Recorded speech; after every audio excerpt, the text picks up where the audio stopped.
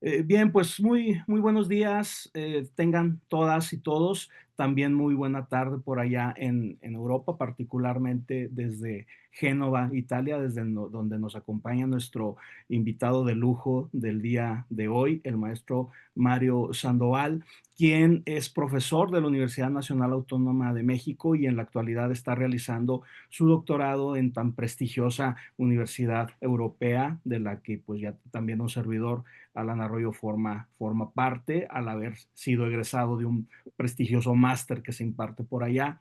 Este evento que organiza la Red Internacional de Investigación sobre Derecho, Democracia y Política desde México y Colombia, la Facultad de Derecho y Ciencias Políticas que me honro en dirigir, junto con otras instancias también universitarias como el Instituto de Investigaciones Jurídicas o el Grupo de Investigación sobre Democracia Constitucional, Transformaciones Sociales, Libertades y Derechos, les da la más cordial de las bienvenidas a las y los profesores que se conectan esta mañana en México, tarde en Europa, y también algunos estudiantes que paulatinamente se irán integrando.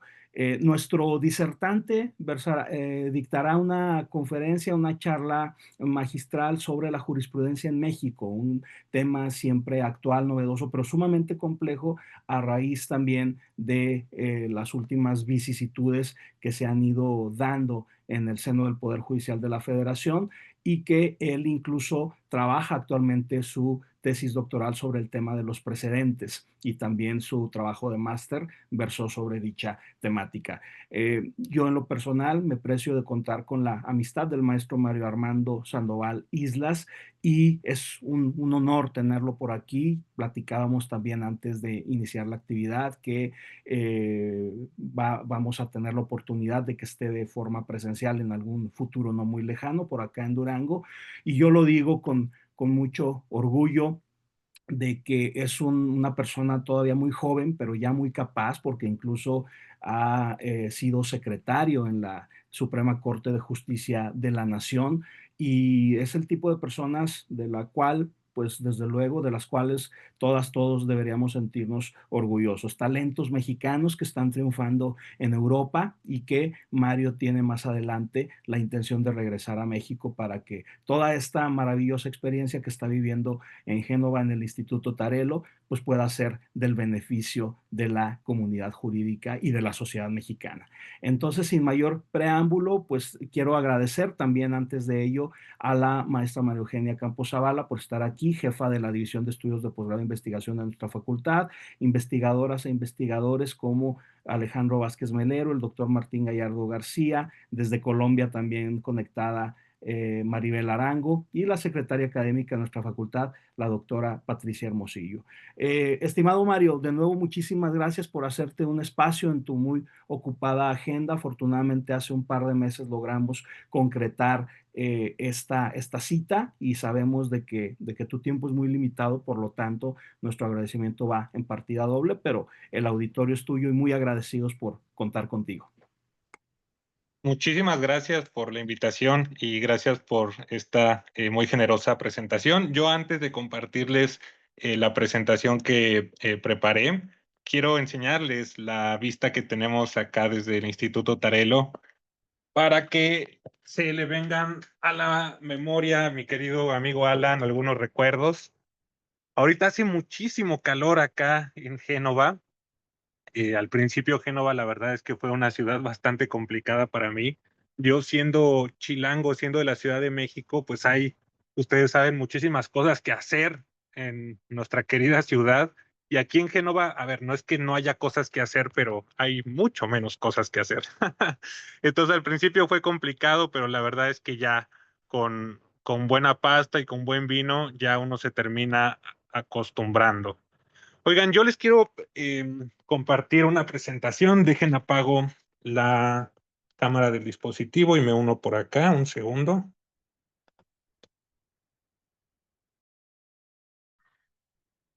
Listo. Y puedo compartir. Sí, sí puedo compartir. A ver, un segundo, por favor. Aquí está la presentación. Y le doy aquí en Share. Perfecto, aquí está. Miren, el día de hoy yo quiero, nada más, Alan, querido Alan, ¿ahí me ven y me escuchan bien? Es correcto, Mario. Se ve perfecto la presentación. Espérenme, porque yo a ustedes no los escucho. Listo. Ahora sí, ya.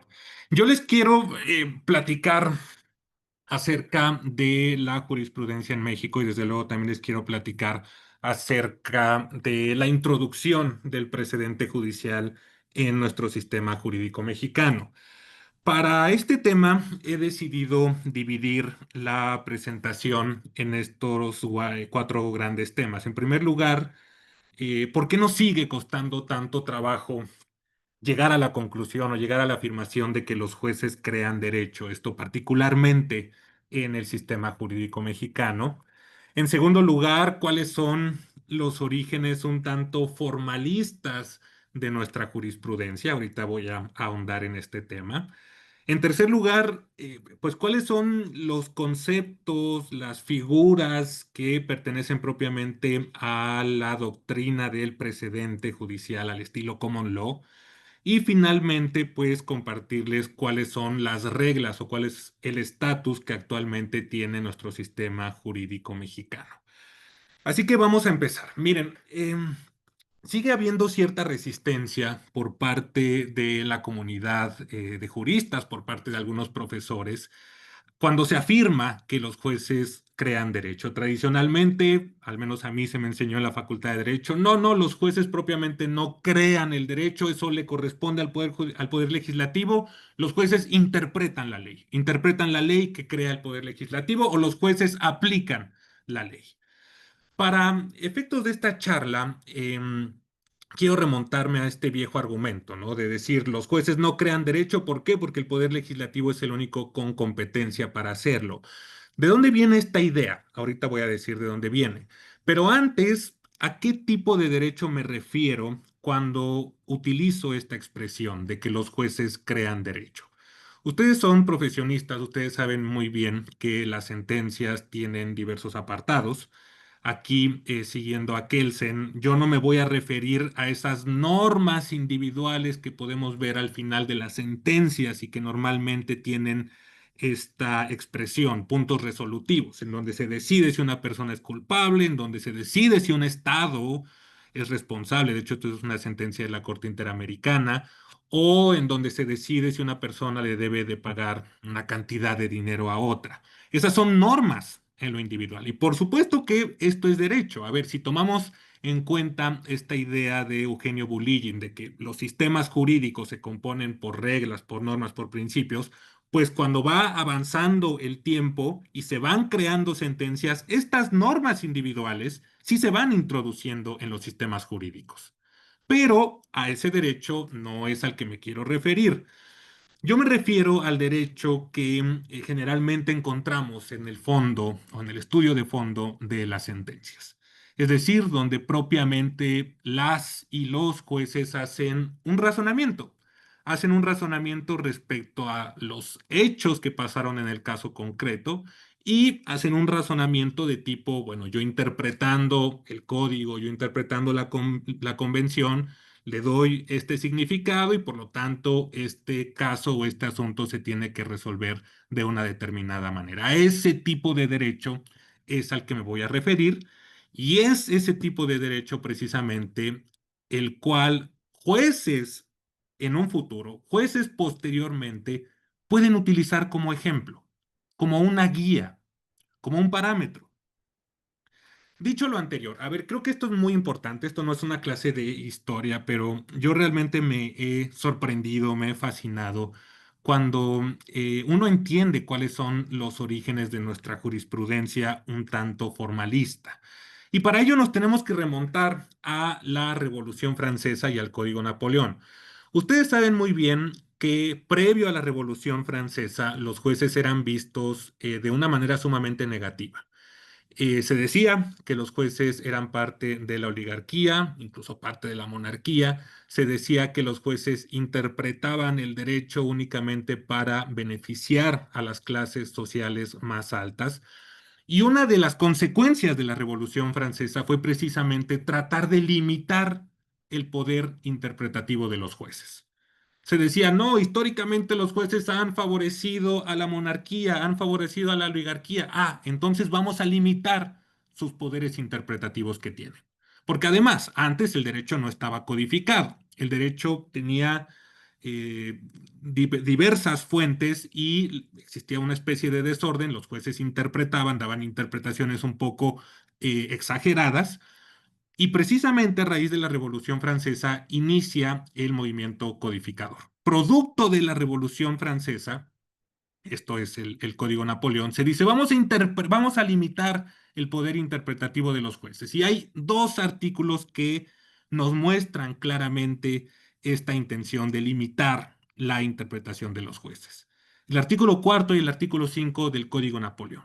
Ahí se decía, los jueces no pueden decir que la ley es incompleta. No, no, no. El poder legislativo es el más importante. El poder que verdaderamente representa al pueblo está en la Asamblea Nacional. Y la Asamblea Nacional ha decidido crear un código claro, perfecto, sin lagunas, que sea capaz de prever todos los posibles conflictos que se van a presentar en la sociedad. Y en el artículo 5 vemos los jueces no pueden resolver por disposición general, básicamente se está refiriendo ahí a la jurisprudencia o a los precedentes. Pero ¿cuál fue la realidad? Bueno, la realidad es que los códigos, por muy perfectos, por muy modernos que sean, es que no alcanzan a regular todas las problemáticas, todas las controversias que se presentan en la sociedad. De manera que los jueces inevitablemente tuvieron que interpretar el código y en algún momento algunos jueces dijeron la interpretación jurídicamente correcta es X y otros dijeron no, no es X, es Y. Entonces, ¿quién tenía que resolver estas dudas de la interpretación? Y al principio lo hacía el Poder Legislativo. Se le preguntaba a la Asamblea Nacional, oiga, tenemos dudas acerca de cuál es el verdadero significado de esta disposición legislativa. Ah, la Asamblea Nacional contestaba. Pero se presentaron cientos y cientos de asuntos. La Asamblea Nacional no iba a contestar todo eso, pero crea algo llamado Tribunal de Casación. Tribunal de Casación que al principio pertenecía al Poder Legislativo. Y el Tribunal de Casación no se dedicaba, y en esto les pido mucha atención, no se dedicaba a juzgar hechos, no se dedicaba a juzgar los conflictos que se presentaban entre las personas, sino que el Tribunal de Casación se limitaba a decir, esta es la correcta interpretación de la ley o es esta otra la interpretación correcta de la ley. En Francia empieza a surgir esta idea de la jurisprudencia constante, y esto significa que cuanto más el Tribunal de Casación repetía una cierta interpretación de la ley, entonces se decía tiene más fuerza. No una fuerza obligatoria, no una fuerza vinculante. ¿Por qué? Porque la fuerza vinculante es solamente de la ley, que es creada por la Asamblea Nacional, que es el único poder que representa al pueblo. Recuerden esta idea de la Revolución Francesa. Pero sí empieza a tener esta jurisprudencia constante un efecto persuasivo, un efecto orientador. Ahora bien, esta idea de la jurisprudencia constante fue trasladada en Latinoamérica, pero antes en España.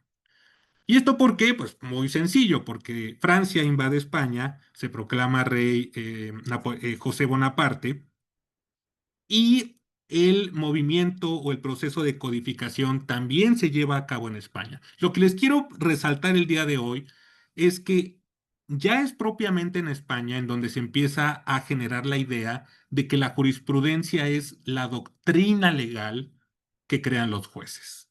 Vemos diversas ordenanzas, diversos códigos en el derecho español que nos dicen o nos trazan esta ruta. La jurisprudencia en España se empezó a entender como la doctrina legal que creaban los jueces. Y con estas dos ideas de la jurisprudencia constante que se tenía que repetir y con la idea de la doctrina legal en España, estas dos ideas tuvieron impacto en el sistema jurídico mexicano. No quiero profundizar mucho en esta parte, pero ahí les van ahorita unos ejemplos. Por cierto, Diego López Medina él es colombiano, pero es investigador del Centro de Estudios Constitucionales de la Corte. Tiene un artículo muy, muy bueno, creo yo, en donde hace notar cómo estas ideas francesas y estas ideas españolas, pues tuvieron repercusión en los códigos de México, particularmente en las leyes de amparo. Y aquí hay algunos ejemplos. Vean, por ejemplo, en la Constitución de 1824, artículo 165, ¿quién es la única autoridad que tiene competencia para decidir la interpretación de la Constitución? El Congreso General, el Poder Legislativo. ¿De dónde viene esto? Pues del derecho francés, evidentemente. Ya propiamente en la Ley de Amparo de 1882 se establece el carácter obligatorio o vinculante de la jurisprudencia, pero se necesitan 5 ejecutorias uniformes. ¿De dónde viene esto? Pues otra vez de la jurisprudencia constante francesa, que se tiene que repetir la interpretación, porque debemos de estar completamente seguros que este es el sentido que quiso darle la Suprema Corte o en el caso el Tribunal de Casación. ¿Esto a quién se le atribuye? A Ignacio Vallarta.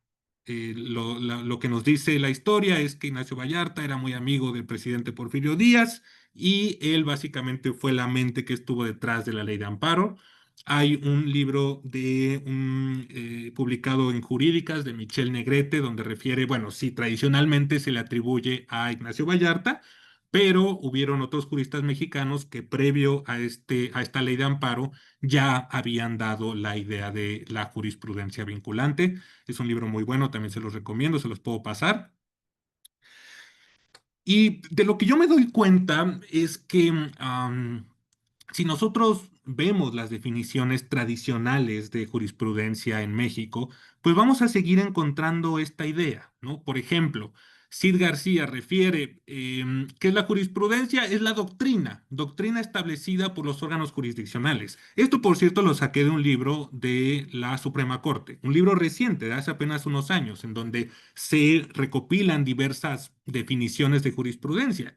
Y yo sé que en nuestro cerebro, en nuestra memoria, todavía seguimos entendiendo o nos atreveríamos a definir a la jurisprudencia como la doctrina que crean los jueces o definirla con esta idea de que se tiene que reiterar la jurisprudencia para que sea obligatoria o vinculante. Em, Quiero hacer aquí una recapitulación. Necesito tomar un poco de agua. Antes de pasar a otro tema, lo que me importa rescatar de esta primera parte es, en primer lugar, que esta idea de que nuestra jurisprudencia se tiene que reiterar viene específicamente del Tribunal de Casación francés y, más importante, que este Tribunal de Casación francés no se dedicaba a juzgar hechos, no se dedicaba a juzgar personas, sino que se dedicaba a dirimir controversias respecto a la interpretación de la ley. Eso por una parte. Por otra, que este modelo francés primero fue insertado en España y obviamente España lo llevó a México y que las reglas de nuestro recién creado juicio de amparo en el siglo XIX pues contemplaron estas dos partes, tanto la jurisprudencia constante como la jurisprudencia entendida como doctrina legal. Abro un breve paréntesis. Como seguramente ya lo están pensando, algunas de estas reglas siguen estando en nuestro sistema jurídico mexicano. Pero ahora vámonos a otra parte, también muy interesante, que es la referente al precedente en el common law. ¿Qué es el precedente y qué es propiamente el common law? Miren, la expresión common law es una expresión sumamente ambigua. Hay autores, una autora como Victoria Iturralde, que ha dicho que por common law se pueden entender hasta 10 cosas distintas, ¿no? Pero me gusta esta definición de Iturralde en el sentido de que el common law ante todo es una tradición o es una familia. No es correcto decir un sistema jurídico es de common law. No, no, no. Más bien existen diversos sistemas jurídicos que comparten características de un concepto más amplio que es el de common law. Algunos de esos sistemas jurídicos, Nueva Zelanda, Canadá, Estados Unidos, Gran Bretaña y en general los países que en su historia estuvieron bajo el régimen colonial inglés.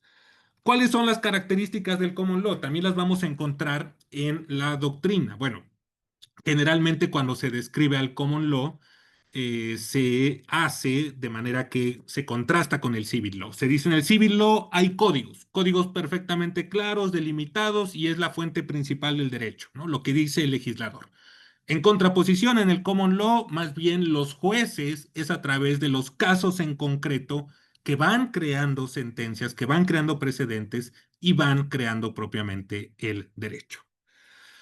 Em, Miren, hay muchísimas características del common law y también hay diversas etapas del common law. Si quieren les puedo pasar libros en este sentido. Pero aquí me importa destacar dos episodios, dos periodos del common law que me parecen de la mayor importancia. Vean en la pantalla, y estos autores durante estos siglos básicamente explicaban la creación del derecho bajo la teoría declarativa del derecho. Bueno, mejor dicho, explicaban el common law bajo la teoría declarativa del derecho. Y esta sí es una de las grandes enseñanzas o de los grandes impactos que me he llevado en el doctorado, ¿no? La forma en que eh, Hale, Blackstone, Cook, describían en esos años al derecho de los jueces es casi, casi poética, ¿no? Dicen, bueno, el common law es un derecho que está ahí flotando en el aire, es un derecho preexistente y lo que hacen los jueces es simplemente declararlo, declarar cuál es el verdadero y correcto derecho. De manera que cuando los jueces crean sentencias, crean precedentes, no es que estén creando propiamente derecho, sino que simplemente lo están declarando a un derecho preexistente.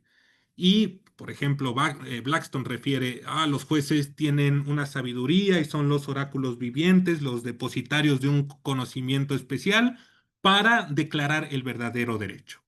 Edward Cook dice, los jueces están dotados de una inteligencia artificial, de una razón artificial, pero no crean derecho propiamente, sino que lo declaran. Esta teoría declarativa del derecho tuvo vigencia, tuvo lugar en estos años que ustedes están viendo. Pero otra parte, esta es otra etapa del common law, que a mí me parece fascinante, es propiamente la influencia de los filósofos positivistas. Particularmente dos autores que, insisto, me parecen fascinantes, Jeremy Bentham y John Austin, critican de una manera muy, muy fuerte esta idea de la teoría declarativa del derecho. John Austin y Jeremy Bentham dicen, a ver, déjense de tonterías, no es cierto que los jueces declaren un derecho preexistente. Los jueces sí crean derecho. Y si nosotros analizamos las sentencias y los precedentes, vamos a ver que entre ellos, entre personas de carne y hueso, están dialogando con sus propios precedentes o con los precedentes de otros jueces. No es cierto que simplemente se limiten a declarar un derecho que está ahí volando en el aire o en el imaginario colectivo. Pero algo también bien interesante, estos dos autores, Jeremy Bentham y John Austin, criticaron ferozmente los precedentes, criticaron el derecho del common law. Decían, a ver, existen miles y miles de sentencias que están todas dispersas y que incluso para los propios abogados es difícil comprender. Incluso Jeremy Bentham refiere, ¿no? El common law es el derecho para los perros. Es una expresión muy popular y pone este ejemplo. Dice, a ver, ¿qué hace una persona con su perro cuando quiere que aprenda algo? O cuando quiere que no haga algo, mejor dicho. Pues espera a que su perro haga la conducta negativa y después le pega. Y dice Jeremy Bentham, pues esto pasa con los jueces. Los jueces esperan a que las personas hagan algo que no está permitido y esperan a que lo hagan para entonces sí castigarlos a través de sentencias. Decía Jeremy Bentham, esto no da seguridad jurídica. Tanto Bentham como Austin, fíjense qué interesante, ellos refieren, tenemos que copiarle precisamente a los franceses. Y actualmente, o sea, en ese tiempo, la expresión más moderna y completa del derecho son los códigos, no el common law. no todo este conjunto de precedentes judiciales que se encuentran dispersos, que no queda claro muy bien qué es lo que hace obligatorio o vinculante a esos precedentes, que muchas veces las cortes no siquiera los reportan, no hay forma de que los abogados los puedan conocer. Pero a pesar de todas estas críticas, y esto es lo más importante que les quiero transmitir hoy, a pesar de todas estas críticas, Bentham y Austin sí reconocieron que los jueces crean derecho, sea como mandatos del soberano, sea como normas implícitas o explícitas, pero los dos reconocieron que los jueces sí crean derecho. Bueno, si se llega a esta conclusión, un segundo, por favor.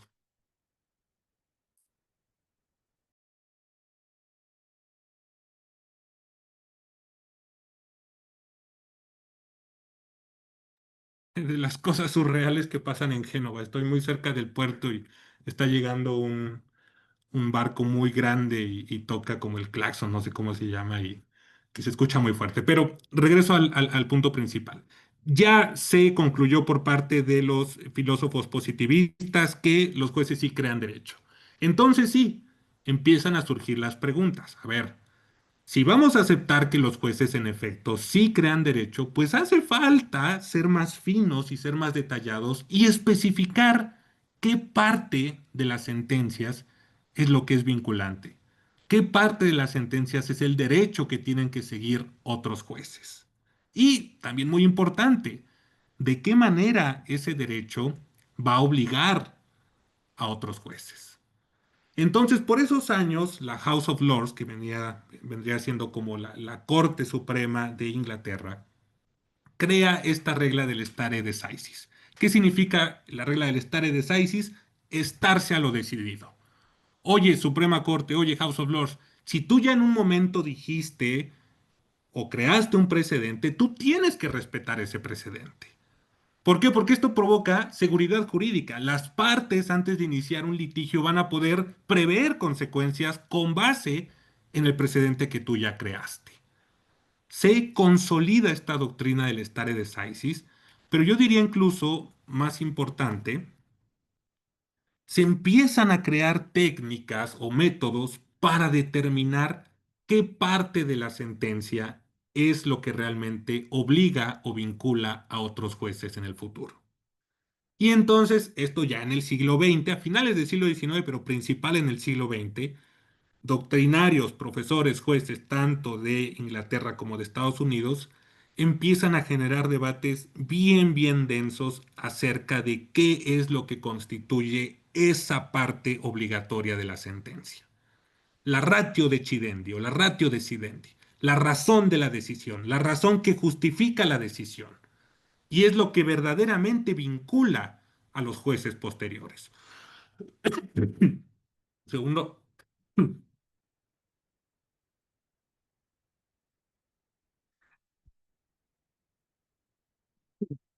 entonces estos doctrinarios empiezan a decir, bueno, ya quedó claro, dejamos atrás la teoría declarativa del derecho, los jueces crean derecho, pues hay que diferenciar. Las sentencias pueden ser muy extensas o pueden ser cortas, pero no toda la sentencia va a servir como modelo para jueces en el futuro. ¿Qué es lo que constituye la ratio decidendi? La ratio decidendi, perdón. Y uno de los métodos más famosos es de este profesor, Arthur Gurhart, en Estados Unidos. Esta metodología ha tenido muchísimo impacto en Latinoamérica, ha tenido impacto en México. Y lo que nos viene a decir este profesor es, a ver, no importa tanto lo que el juez haya expresado en la sentencia, lo que haya escrito, sino que lo más importante es cómo el juez trató los hechos materiales del caso. ¿Qué tratamiento le dio el juez a los hechos materiales del caso? Y entonces sí, ¿cuál fue su decisión? Y en medio de el tratamiento a los hechos y la decisión debe existir algún tipo de razonamiento, sea implícito, sea explícito, pero allí es donde está la ratio decidendi. Decía hace unas semanas atrás, pongamos un ejemplo de la Corte Interamericana, cómo la Corte Interamericana trata los hechos de violaciones a derechos humanos por parte de militares. Pónganle desapariciones forzadas, ejecuciones extrajudiciales. Si nosotros analizamos, a ver, cómo la Corte Interamericana trató estas violaciones, pues vamos a poder ver que en el fondo dijo, a ver, pues de entrada todas las personas tienen derecho a un debido proceso, las autoridades no pueden detenerlas, no pueden torturarlas. En este estudio de fondo podemos encontrar la ratio decidendi, pero siempre observando los hechos materiales. Bueno, esto no se los voy a explicar una por una, pero hay autores que refieren, bueno, de toda esta dogmática que se dio respecto de la ratio decidendi, podemos extraer hasta 8 definiciones del término ratio decidendi. Esto es del profesor Chiassoni. El profesor Chiassoni nos dice, básicamente existen dos maneras de entender la ratio a partir de lo que ya han dicho los doctrinarios en el common law. Por una parte, podemos entender a la ratio decidendi como razones, como premisas o como argumentos. ¿Qué es la ratio decidendi? Pues vamos a ver los argumentos que dio el juez en la sentencia y en la decisión jurisdiccional. Y la otra manera de entender la ratio es en su concepción normativa. La ratio son reglas, son normas generales, son principios. Al final el profesor Chiassoni llega a la conclusión que estas dos formas de entender la ratio no son excluyentes, incluso se pueden complementar. ¿Por qué? Ahí viene en el párrafo azul. La norma general por un juez para decidir un caso, pues es al mismo tiempo una razón que justifica esa decisión. Por cierto, la traducción de ratio decidendi vendría a ser algo como la razón de la decisión a la razón que justifica la decisión. Pero, pues imagínense, aquí yo les pido, echen a volar su imaginación. Si en el common law se le presta una atención primordial al derecho de creación judicial, pues es obvio, es evidente que empezaron a crearse diversas técnicas acerca de cómo manejar ese derecho de creación judicial, acerca de cómo manejar el precedente. Por ejemplo, ya les he mencionado, hay que diferenciar entre la ratio, entre lo que es la parte esencial, en lo que constituye el principio esencial de la sentencia, de los obiter dicta. Los obiter dicta son argumentos que solamente están de paso, pero que no fueron necesarios para que el juez resolviera como resolvió. De manera que tenemos la ratio decidendi en una sentencia, pero también tenemos argumentos que están de paso. Obiter dicta significa más o menos eso, lo dicho de paso. Pero también otro tipo de técnicas como overruling. Sí, ya dijimos, a ver, la House of Lords en algún momento dijo, los propios jueces están vinculados por sus propias decisiones. Pero el derecho es flexible, las circunstancias sociales van cambiando, entonces sí se tienen, o se pueden, mejor dicho, separar de sus precedentes, pero tienen que dar argumentos buenos para separarse del precedente. ¿Por qué se están separando del precedente? Si no dan una argumentación buena, si no dan una justificación adecuada, pues se sospecharía que se están viendo influenciados por otro tipo de cosas. Otro tipo de técnica, distinguishing. De entrada, un juez puede decir, pues este precedente es aplicable, pero haciendo un análisis pormenorizado, llega a la conclusión, los hechos no guardan similitud, de manera que voy a distinguir este caso y por lo tanto el precedente ya no va a resultar aplicable. Todas estas figuras, todos estos conceptos que pertenecen a la doctrina del precedente, de alguna manera ya han sido insertados en nuestra legislación mexicana. Y de esto les quiero hablar en esta última parte de la charla.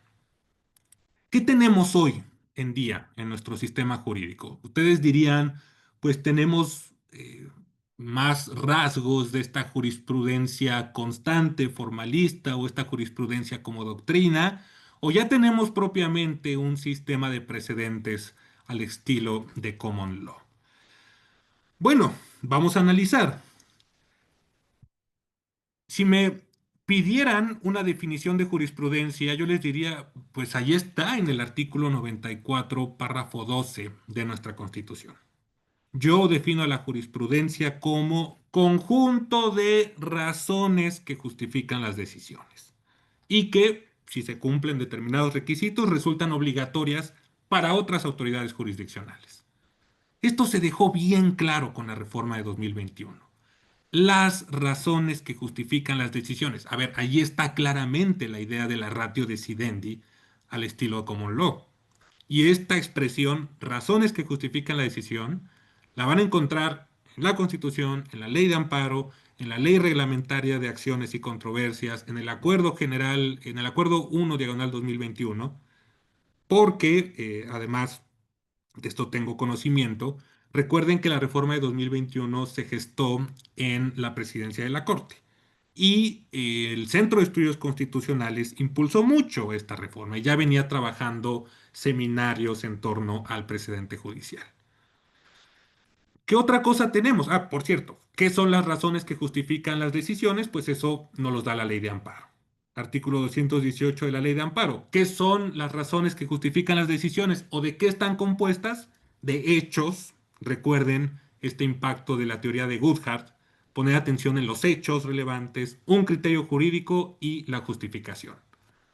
¿Qué más tenemos? Obiter dicta.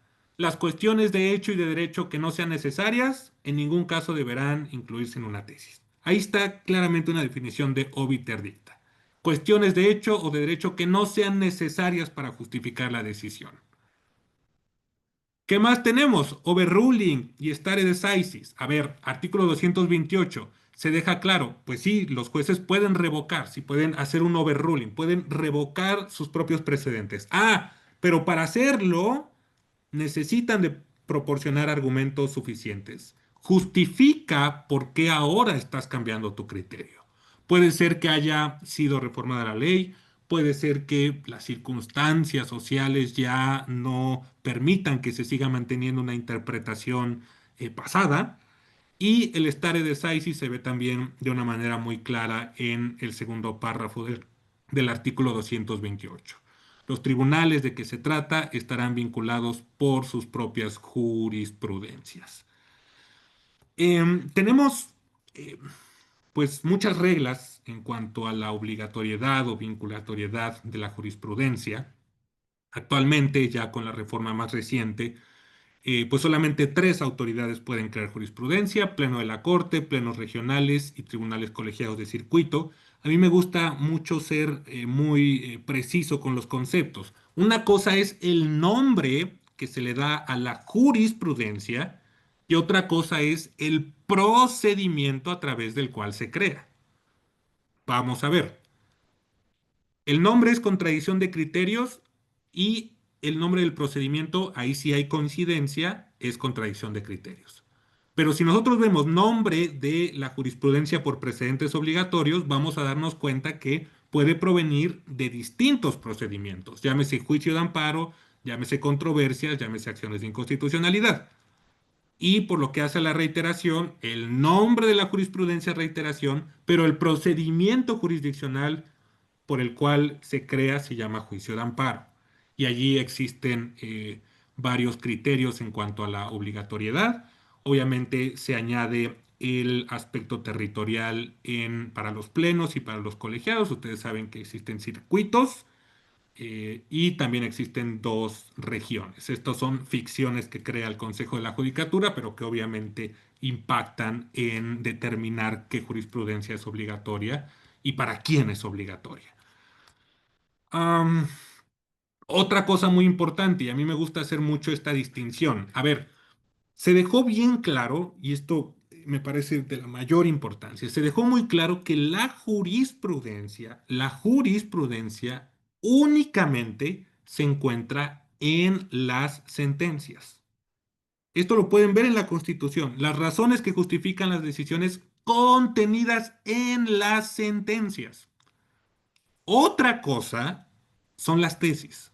Y aquí sí tenemos un sistema muy, muy peculiar, incluso yo les podría decir muy atractivo en el extranjero, porque nosotros tenemos esta regla de que la propia autoridad que crea la jurisprudencia en la sentencia es la propia autoridad que tiene competencia para en un momento posterior identificar cuál es la ratio decidendi y ponerla en otro documento. Si identifica una ratio decidendi que es obligatoria, se llamará el documento tesis de jurisprudencia. Si identifica una ratio que no es obligatoria, porque, por ejemplo, no se alcanzaron los votos necesarios o la reiteración necesaria, pues se llamará tesis aislada. Entonces, yo siempre les digo a mis estudiantes que es muy común que en las clases un profesor pregunte alguna cuestión y un estudiante diga, profesor, encontré una jurisprudencia. Si dice que encontró una jurisprudencia, significa entonces que leyó la sentencia y que él está identificando la jurisprudencia. Pero si lo que encontró es una tesis, el nombre correcto es encontré una tesis de jurisprudencia, es decir, un documento que identificó a la ratio decidendi. Entonces, ya para ir concluyendo, ¿qué es lo que tenemos hoy en día? Fíjense que hace ya varias décadas, este autor, Michele Tarufo, enunció las diferencias entre la jurisprudencia del civil law y los precedentes al estilo de common law. Y Tarufo refería, las cortes que crean jurisprudencia generalmente crean muchísimas sentencias. Y esto genera contradicciones, esto genera incoherencias. En cambio, las cortes que crean precedentes, el ejemplo clásico es la Corte de Estados Unidos, pues el número es relativamente bajo, de manera que es manejable la cantidad de precedentes. Segunda diferencia, cómo razonan los abogados y los jueces en los sistemas de precedentes a través de los hechos. Si hay una similitud de hechos con el precedente, pues entonces se aplica la ratio decidendi al caso presente. En cambio, en los sistemas en donde se crea jurisprudencia, pues no se pone mucha atención en los hechos. Y en tercer lugar, cortes que crean precedentes, basta con que creen una sola sentencia para que ese precedente tenga obligatoriedad o vinculatoriedad. Y en los sistemas en donde se crea jurisprudencia, es necesario reiterar. Si me preguntan hoy en día qué es lo que tenemos, pues yo les contestaría diciendo, bueno, como buen abogado, ¿no? Depende. Si nosotros vemos la Constitución, la ley de amparo, pues vamos a ver que ya están introducidos varios conceptos de la teoría del precedente o de la doctrina del precedente. Con la reforma de 2021 se buscó que la Suprema Corte resolviera menos asuntos, se limitó su competencia, se promovió el razonamiento con los hechos, tan es así que ahora las tesis, por disposición legislativa, por disposición de la ley de amparo, tienen que contemplar los hechos. Si nosotros vemos la Constitución, la ley de amparo, pues ahora basta una sola sentencia de la Corte para que se pueda crear jurisprudencia por precedente, pero seguimos teniendo la regla de reiteración para los tribunales colegiados. Entonces tenemos ahí un mix un poco extraño. Y yo me pregunto, ¿y qué pasa en la educación? ¿No? Si nosotros leemos a Schauer, Schauer en este libro ya muy famoso, Thinking Like a Lawyer, pues él nos dice, la forma típica como aprenden los estudiantes en Estados Unidos es a través de los libros de casos. Los estudiantes saben desde muy al principio de la carrera que si quieren aprender derecho y quieren saber derecho, tienen que leer sentencias y tienen que leer votos de los jueces. A mí todavía me tocó, o sea, no creo que sea yo tan grande, pero a mí me tocó todavía esta obsesión por enseñar el código civil, el código penal.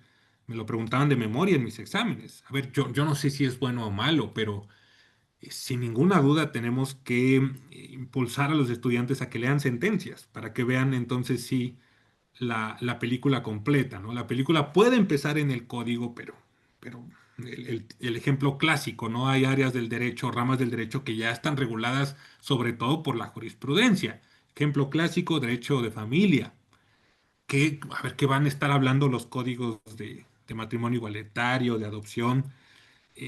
Al menos no con la profundidad que sí lo ha hecho la jurisprudencia de la Corte. Y ya nada más para terminar, pues ¿cómo resuelven los jueces hoy en día? A ver, esto es algo ya muy dicho, ¿no? Es complicado que hoy en día los jueces razonen con hechos y razonen con precedentes. Nosotros estamos muy, muy bien entrenados para buscar tesis, ¿no? para poner una argumentación muy, muy amplia, muy larga y al final decir, y es aplicable esta tesis. Yo trabajé en la corte, yo vi muchas demandas, muchos recursos, ¿no? Y es aplicable esta tesis. ¿Qué importa si es aislada? ¿Qué importa si es de jurisprudencia? Es aplicable esta tesis porque es aplicable, ¿no? Y me favorece la interpretación que estoy dando. Em, yo no voy a decir que un método o un sistema es mejor que otro, simplemente creo que tenemos peculiaridades de ambos sistemas en nuestro sistema jurídico. Yo hasta ahí le dejaría, querido Alan, si hay dudas, preguntas, comentarios, pues me encantaría generar un diálogo. Excelente, ¿no? Pues primero un agradecimiento muy puntual, estimado Mario, porque ha sido bastante clara, bastante explicativa tu presentación. Creo que nos da luz sobre muchos de los vericuetos, de las vicisitudes que tiene la jurisprudencia hoy en día. Desde luego, desde este momento está abierto el micrófono para que alguien de viva voz o en la sección de chat pueda formular alguna pregunta. En lo que ello sucede, Mario, a mí me gustaría formularte una pregunta en diferentes vertientes, a final de cuentas todas ellas conectadas entre sí. La primera, de 2021 a la fecha, ¿cómo evalúas que se ha ido, digamos, aterrizando el sistema de precedentes en México? Tú, pues ya lo mencionabas y lo decíamos en la introducción, también trabajaste en la corte, ahora ya estás en la segunda parte de tu doctorado, pero ¿qué retos, qué desafíos observas para poder implementar adecuadamente en México el sistema de precedentes, sobre todo considerando que tenemos un arraigo fuertemente en la tradición románico-germánica canónica, con todo y las excelentes explicaciones que nos daba sobre el common law? Segundo, eh, vivimos en México en una constelación jurisprudencial que a veces eso es bueno y a veces es malo. ¿Cómo consideras tú que, por ejemplo, la jurisprudencia que se formula en los tribunales agrarios, en el Tribunal Electoral del Poder Judicial de la Federación, en el Tribunal Federal de Justicia Administrativa, paulatinamente puede irse incorporando a este sistema de precedentes? Y tercera y última vertiente, pues tú eres egresado de la Facultad de Derecho más importante del país y una de las más representativas de América Latina, la Facultad de Derecho de la UNAM. Sin embargo, pues no miento ni tampoco peco de irrespetuoso cuando digo que desde la misma Facultad de Derecho de la UNAM seguimos teniendo algunos temas de arraigo en el formalismo exacerbado, en esta enseñanza del derecho codiguera, como tú lo decías, y que desde hace, aunque lo venimos discutiendo desde hace 20, 30 años, pues poco se ha hecho en realidad en términos para tener una evolución de la educación jurídica en México. A mí me toca ser, por ejemplo, evaluador, acreditador del CONFEDE, del Consejo para la Evaluación de la Educación Superior en Derecho, y nos encontramos con este tema, lo mismo en Quintana Roo, lo mismo en Sonora, lo mismo en Nuevo León, lo mismo en Guadalajara. Tú en algunas pláticas que has tenido con el doctor Carbonell, que te ha invitado ahí a sus canales, a sus medios, también han platicado algo de esto sobre los desafíos que en términos de educación legal representa tener una visión tan formalista y tan poco desarrollada en términos del precedente. Entonces iría en estos tres sentidos, Mario, y desde luego invitando al auditorio también por si quieren formular algún planteamiento. No, muchísimas gracias. Las tres son preguntas muy buenas. Voy a contestar esta última. Voy a empezar contestando esta tercera. Yo te diría, a ver, yo hice la carrera de 2014 a 2019 y en la Facultad de Derecho de la UNAM se tiene mucho esta tradición de llamarle a los grandes profesores las vacas sagradas, ¿no? Y fíjate, pues en ese entonces yo era muy, muy joven. Ahora me doy cuenta que estos parámetros de denominar a un profesor como vaca sagrada o no, y todos los profesores que eran denominados vacas sagradas, le ponían una atención, yo diría incluso obsesiva por la memorización de los artículos del código. Yo estoy muy agradecido con la educación que recibí, muy agradecido con mis profesores, pero ya saliendo de la facultad, trabajando en la corte, digo, ¿y de qué me sirvió aprenderme tantos artículos del código? Yo no digo que esté mal que tengamos una idea, una noción de lo que establecen los códigos, creo que es muy valioso. Pero yo diría que tenemos que ir cada vez más en la dirección contraria, ¿no? No es nada fácil, y esto lo estoy enfrentando ahora en las clases en la UNAM, no es nada fácil enseñar a través de casos y a través de sentencias. Para empezar, porque los propios estudiantes te lo dicen, ¿no? Es como de, tenemos que leer toda esta sentencia, oiga, profesor, mejor denos algunas definiciones, ¿no? ¿Qué es el control de convencionalidad? Yo decía, no, es que para entender el control de convencionalidad, tenemos que leer sentencias de la Corte Interamericana, porque allí fue donde se creó el control de convencionalidad. Yo les recomendaría dos cosas, y yo sé que aquí hay docentes. En primer lugar, y esto está conectado con la primera pregunta también, eh, yo creo que el Centro de Estudios Constitucionales ha hecho un gran trabajo con estos cuadernillos de jurisprudencia, que básicamente lo que hace el centro es identificar las rationes decidendi de las sentencias y ordenarlas y sistematizarlas de una manera muy buena, creo yo. Te identifica el tema, te identifica subtemas, obviamente te pone los hechos, te dice, a ver, lo que pasó en este asunto fue esto, el criterio de la Corte fue este y la justificación fue esta otra. Entonces, también abordando un poco la parte de la constelación de jurisprudencias, bueno, para poner un poco de orden, yo creo que el trabajo del SEC ha sido muy bueno y además tiene un cuadernillo específico dirigido a los profesores para decirles cómo trabajar con estos cuadernillos y cómo enseñárselos a sus estudiantes. Hay temas de discapacidad, temas de derechos de niños, niñas, temas de justicia penal, laboral. Realmente el trabajo allí es muy bueno. Yo creo que, a ver, es muy temprano para hacer la evaluación de la reforma de 2021. La tenemos que hacer porque encima ya tenemos otra reforma, que este es un tema aparte, ¿no? ¿Qué va a pasar con la jurisprudencia y con las líneas jurisprudenciales? ¿O cómo van a ser tratadas estas líneas jurisprudenciales por los jueces que van a tomar posesión del encargo ya en un mes? Eh, yo espero o tengo la esperanza de que haya muy buenos jueces, habrá otros que no. Esto puede generar alguna discusión, ¿no? De si se necesitan personas capacitadas para lidiar con todo este cúmulo de precedentes, yo creo que sí. Pero te puedo decir, en general, se va caminando. A ver, en la Suprema Corte, por ejemplo, era ya muy común, pues, razonar con hechos, ¿no? Y decir, a ver, si vamos a traer los razonamientos de una sentencia, pues vamos a ver si al menos existe alguna similitud.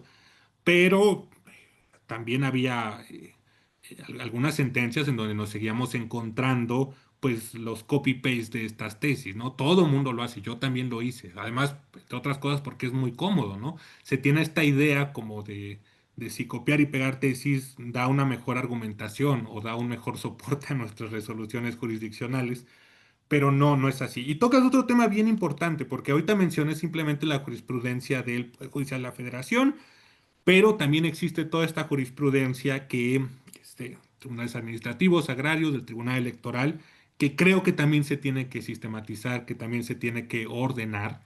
Y en esa parte sí existe un hueco que tiene que ser llenado, ¿no? ¿Quién hoy en día está ordenando, sistematizando, publicando esta jurisprudencia de tribunales agrarios administrativos, del Tribunal Electoral? Yo creo que allí hay una tarea bien interesante. Precisamente en los sistemas de common law se decía hace siglos, ¿no? Si la jurisprudencia no es conocida y no es publicada, pues no tiene ningún sentido, no va a tener ningún impacto. Entonces, ahí hay una tarea bien importante. Excelente, muchísimas gracias, Mario. No sé del público, de nuestras profesoras, profesores, alguien que desea hacer algún comentario. Doctor Alejandro Vázquez andaba por aquí, pero creo que salió un momentito. No sé, alguien más para aprovechar estos últimos minutos del tiempo de Mario. Voy a ver por aquí. ¿Ya no hay otra pregunta? ¿Segura? ¿Seguros? Quedó bastante claro, al parecer, querido Mario. Bueno, Perfecto. pues para ser respetuosos de tu tiempo, yo creo que aquí podemos dejar la charla, Mario, pero sí La verdad, sí quisiéramos contar contigo en un futuro no muy lejano de manera presencial. Sabemos que está complicado en el próximo año y medio porque estás con la etapa concluyente de tu doctorado, pero ojalá que sí, ya que regreses por acá o si en una de esas tienes un viaje ahí relativamente express, que vengas por acá a Durango, aquí es tu casa. Y creo que estos son temas de obligada reflexión y que van a definir, van a modelar el camino del sistema jurídico mexicano en el corto plazo. Es un tema que ya llegó para quedarse. También polémica la presidencia del ministro Arturo Saldívar, pero digamos que dentro de lo bueno, este sistema es parte de su legado y debemos entrarle en todos los términos porque sí hace falta un conocimiento mucho más amplio del sistema de precedentes. Incluso aquí el maestro Rosales Vadillo hace la sugerencia de que podamos tener una especie también de seminario en próximos meses que dirigido también a estudiantes de licenciatura, profesores, ojalá nos ayudes con ello, Mario, porque sí sería Claro. bastante bueno contar con ello y pues bueno, reiterarte nuestro agradecimiento a nombre de toda la Universidad Juárez del Estado de Durango. También aquí hay profesoras y profesores de la Universidad de Antioquia en Medellín, con quienes tenemos una red internacional de investigación. Y bueno, pues específicamente de nuestra Facultad de Derecho y Ciencias Políticas que me honro en dirigir. Te reitero la verdad que siempre es un gran placer y un enorme gusto ver que jóvenes tan talentosos, tan brillantes como tú estén triunfando en Europa y qué mejor que tú tengas muy clara la visión de regresar a México. A veces hablamos de esta cuestión de la fuga de cerebros, de la fuga de talentos, pero qué bueno que tú tengas clara esta visión de sí poder regresar a aplicar en la misma corte o en otra instancia, en la propia UNAM, también acá en la UGED, tu gran talento y sobre todo tu sencillez y me precio de contar con tu amistad. Entonces, muchísimas gracias, Mario, y ojalá te tengamos de nueva cuenta en una futura oportunidad. Gracias, gracias, querido Alan. Muchas gracias a todas y todos y yo encantado. En cuanto me vuelvan a invitar, yo estoy disponible. Perfecto. Muchísimas gracias. Saludos a todas y todos. Excelente mañana en México, excelente tarde en Europa. Adiós.